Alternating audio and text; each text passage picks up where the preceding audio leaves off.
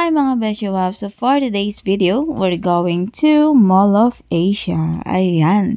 So sa mga oras na to, tinakas lang namin ng mga bata kasi hindi naman kami papayagan pag sinabi namin sa Manila kami, charis. Pero at the end, of course, sinabi ko na on the way kami sa Manila and nasa Manila na kami that time. Charis! Wag akong gayahin. Char. And yun nga, nandito kami ngayon sa KKV and nabighani kami. Sobrang daming pwedeng bilhin sa KKV and grabe. Sobrang mura lang. Para sa amin, no? Ewan ko lang sa iba. Pero, yan, affordable naman yung mga price and ang gaganda nila. Ayan, nag-enjoy dyan yung mga bata.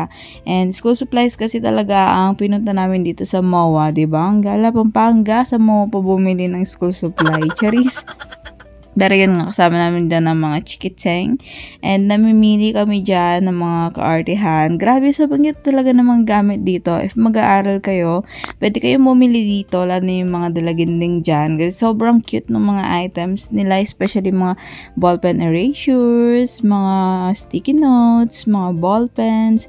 Grabe, sobrang ganda talaga. And hindi lang naman yun yung tinda nila, iba-iba sila. And kung gusto nyo makita kung ano meron sa KKV, pumunta na kayo sa MOA, meron dyan. Or if you don't have any money to go there, manood na lang kayo sa TikTok what is KKV. Actually, di ko alam ano meaning ng KKV, pero sobrang nag-enjoy kami dito, grabe.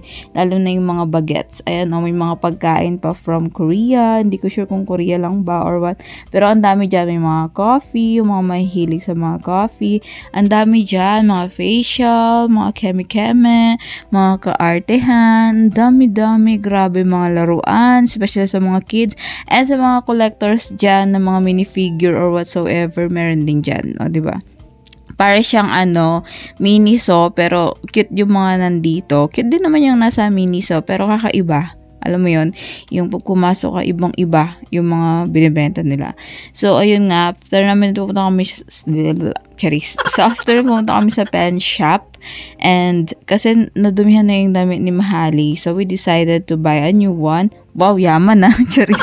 Hindi, madami na yun, no? Kaya nag-isip na siya na palitan na lang kasi parang ang dugyot tignan. Alam mo yun, yung nasa mall ka, tapos mukha kang basahan. Kaya ang ginawa namin is, okay, let's buy one for you. Char! Arte.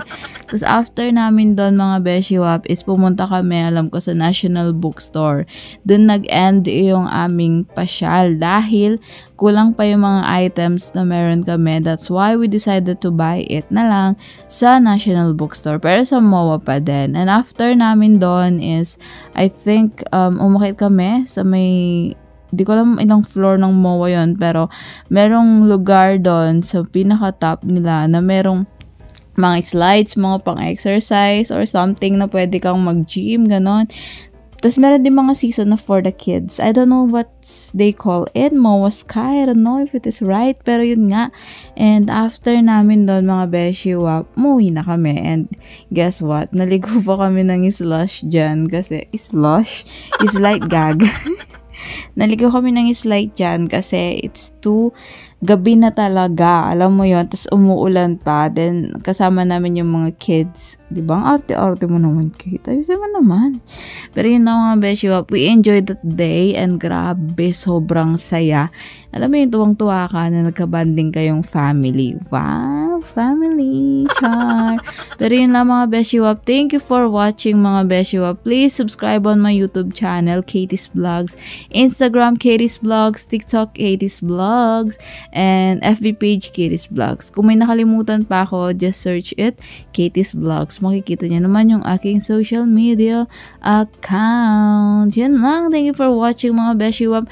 Goodbye. O, diba natapos ko din yung video na puro voice over lang mga Beshi Wap. Yun lang. Bye na. Baka marindi kayo sa akin.